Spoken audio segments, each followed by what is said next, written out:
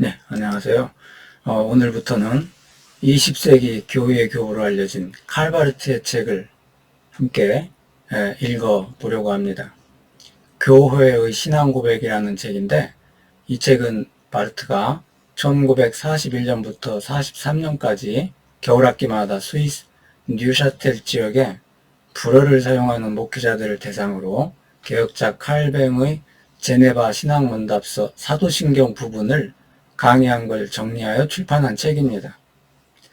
그리고 지난 2000년에 칼바르트가 읽은 주의 기도 사도신조라는 제목으로 제가 번역 출판한 책이기도 합니다.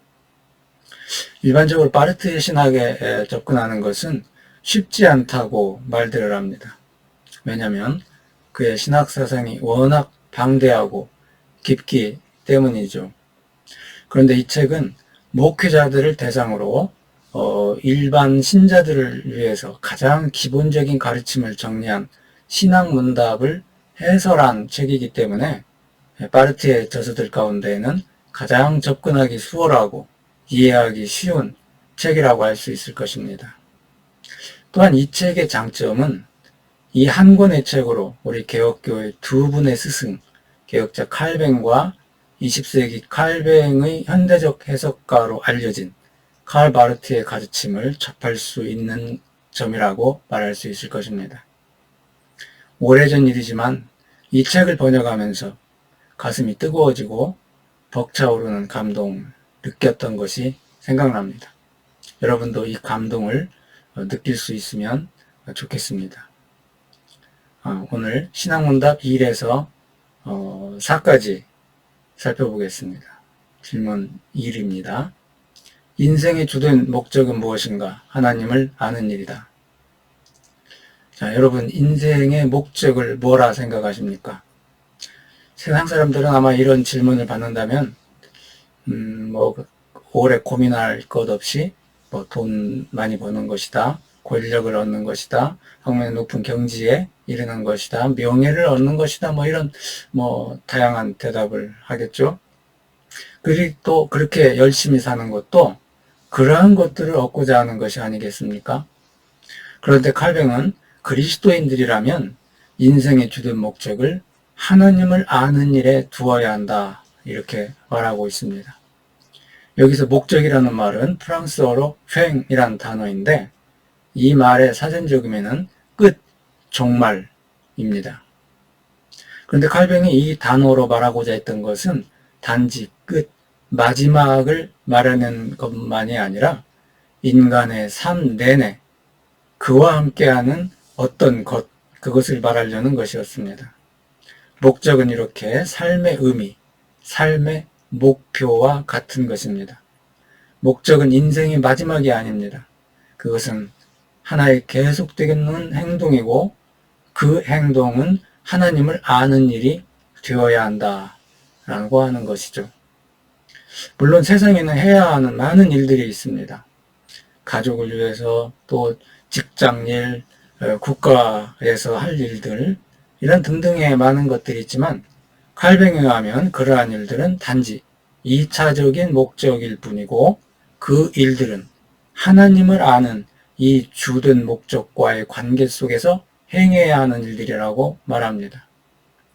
칼뱅은 이 하나님을 아는 일, 다시 말하면 이 하나님에 대한 지식을 정의하려고 이해중적으로 풀어서 완곡하게 설명합니다. 이것이 질문 2와 대답입니다. 질문 2. 어떤 이유로 당신은 그렇게 말하는가? 왜냐하면 하나님은 우리들에게서 영광을 받으시려고 우리를 지으시고 세상에 살게 하신 것이기 때문이다. 또 하나님은 우리의 삶의 근원이기 때문에 하나님께 영광을 돌리는 삶을 살아가는 것은 당연하다. 하나님은 우리에게서 영광을 받으시려고 우리를 지으셨다. 칼뱅은 이렇게 말하면서 하나님의 영광과 관련하여 하나님의 지식을 말합니다. 뒤에서 자세히 말씀드리겠지만 칼뱅은 우리가 하나님을 알고자 하는 것은 다만 하나님께 영광을 돌리기 위해서라고 말합니다. 세상의 모든 지식은, 또 세상 사람들이 그렇게 열심히 연구하고 지식의 세계를 탐구하는 것은 자신의 지성과 지식을 빛내려는데 그 목적이 있을 것입니다. 그러나 하나님의 지식, 하나님을 아는 일은 우리의 지성을 드러내는 자기 만족적인 학문과 전혀 관련이 없습니다. 이렇게 칼뱅은 하나님이 우리의 삶의 근원이심을 밝히고 그로부터 우리의 삶은 단지 하나님께 영광을 돌리는 삶을 통해서만 의미를 갖는다고 진술합니다. 이와 같이 칼뱅에 의하면 우리는 우리의 일생 내내 하나님의 영광을 위한 삶을 살아가야 합니다. 그런데 왜, 어째서 그래야 합니까? 한마디로 하나님은 예수 그리스도 안에서 우리에게 알려진 하나님은 우리를 위해서, 우리를 대신해서 십자가에 달리신 하나님이시기 때문에 그렇게 거저 값없이 죄된 우리를 위해서 우리를 대신하여 십자가에 달리신 우리 주님께 감사와 찬양과 영광을 드리는 것은 너무 당연하다라고 하는 것입니다. 또한 창세기를 보면 하나님께서 인간을 당신의 형상대로 지으셨다라고 선언하고 있습니다. 이는 다시 말하면 하나님께서는 인간이 그의 삶을 통해서 하나님의 영광을 드러내기를 원하셨다라고 하는 것과 같습니다. 사실 세상 사람들은 자신을 드러내고 자신의 이름을 널리 알리는 일에 익숙합니다. 여러분, 프랑스 베르사유 궁전에 가보셨습니까? 베르사유 궁전 비문에는 프랑스에게 모든 영광을 이라는 문구가 여기저기 새겨져 있습니다. 저는 파리 곳곳에 유명한 건물에 이 글귀가 적혀 있는 것을 보았습니다. 그런데 사실 프랑스 사람들만 그렇겠습니까? 모든 인간이 다 자신을 과장되게 부풀리는 성향이 있지요. 이것을 성경에서는 인간의 교만이라 부르고 있고요. 이렇게 인간은 과장되게 큰 소리를 내고 있는 그대로의 모습보다 자신을 더 크게 보이려고 안간힘을 씁니다. 그러나 하나님은 자신의 영광에 대해 큰 소리로 떠들지 않습니다. 단지 있는 그대로 자신을 내보이고 계시하실 뿐입니다. 바로 이것이 하나님께서 피조물인 인간들 가운데서 행하시는 일이고 인간에게서 반사되기를 원하시는 것입니다. 그래서 하나님의 피조물인 인간이 하나님의 영광을 위해 사는 것은 필수적이고 당연하고 바로 이것이 하나님께서 인간을 창조하시며 지니셨던 의도의 결과라는 것입니다. 질문 3. 그러면 인간의 최상의 행복은 무엇인가? 그것도 같은 것이다. 칼뱅은 여기서 인간의 최상의 행복을 하나님을 찬양하며 하나님께 영광을 돌리는 삶이라고 가르치고 있습니다. 그런데 어떻게 그것이 인간의 최상의 행복이 될 수 있습니까? 앞서 말씀드렸듯이 세상 사람들은 저마다 자신들이 최상의 행복이라고 생각하는 것들이 있습니다. 돈이 많다든지 건강하다든지 좋은 배우자가 있다든지 공부 잘하고 예쁜 자녀들이 있다든지 또 어떤 성공적인 어떤 일을 자기가 수행하고 있다든지 이런 일들이 있어야 행복하다고 생각합니다. 그러나 우리는 인생의 깊은 경험을 통해서 그런 세상적인 것들이 반드시 최상의 행복을 가져다 주는 것은 아니다 라고 하는 사실을 알고 있습니다. 눈에 보이는 것들, 만질 수 있는 것들은 영원한 것들이 아니기 때문입니다. 구약성경에 전도서 기자가 말하듯이 해 아래에 있는 모든 것은 다만 헛되고 헛되며 헛되고 헛되니 모든 것이 헛될 뿐이기 때문입니다. 아침 안개와 같이 잠시 있다가 사라질 헛된 것들이기 때문입니다. 안타깝게도 정말 많은 사람들이 신자들까지도 그런 것들을 지향하고 소유하고자 열망하며 살아가지만 개혁자는 분명히 말합니다. 단순히 인간의 최상의 행복은 하나님을 찬양하고 살아가는 것에 있다. 물론 칼뱅은 이런 주장이 일반적인 생각에 어긋난다라고 하는 사실을 잘 알고 있습니다. 그래서 질문 4와 대답은 다음과 같이 진술되고 있습니다. 질문 4. 왜 당신은 그것을 최상의 행복이라 말하는가?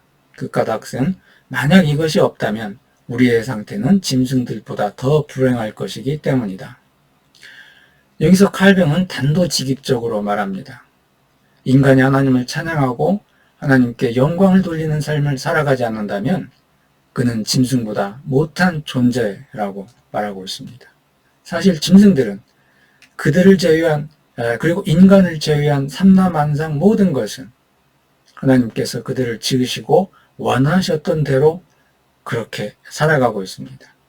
확실히 그들은 인간과 같이 하나님의 형상대로 지음을 받지는 않았습니다. 그러나 그들은 하나님께서 정하신 자신들의 목적을 잃어버리지 않고 정확히 그 목적을 향해서 나아갑니다. 그런데 만약 인간이 그의 목적을 잃어버렸다면, 하나님을 아는 삶이라는 주된 목적을 상실했다면 인간은 그를 제외한 창조세계의 모든 것들에 비해서 열등한 존재일 뿐이다 라고 하는 거죠. 단지 짐승들만이 아니라 길가의 돌멩이들, 하늘의 별들, 곤충들, 나무들, 우리가 우리 주변에서 보는 모든 것들은 하나님이 정하신 이 목적에 응답하는 이 임무에서 우리 인간들을 앞서 있습니다. 그래서 우리 주위에서는 영속적인 하나님께 대한 찬양이 있습니다. 삼라만상 모든 것이 창조주 하나님께 응답할 생각으로 함께 모여 있습니다. 만약 이 합창, 창조세계의 이 모든 오케스트라의 한 가운데 있는 인간이 하나님을 향한 이 합창과 찬양에서 함께 화음을 낼 수만 있다면 그는 최상의 행복을 누릴 수 있을 것입니다. 그러나 짙은 인간, 하나님께 반역한 인간은 여전히 이 창조세계의 오케스트라에 속해 있지만 그가 당연히 해야 하는 일을 하지 않는다는 것입니다. 칼뱅에 의하면 이렇게 그의 창조의 의미를 성취하지 않는 것이 인간의 비참함입니다. 감사합니다.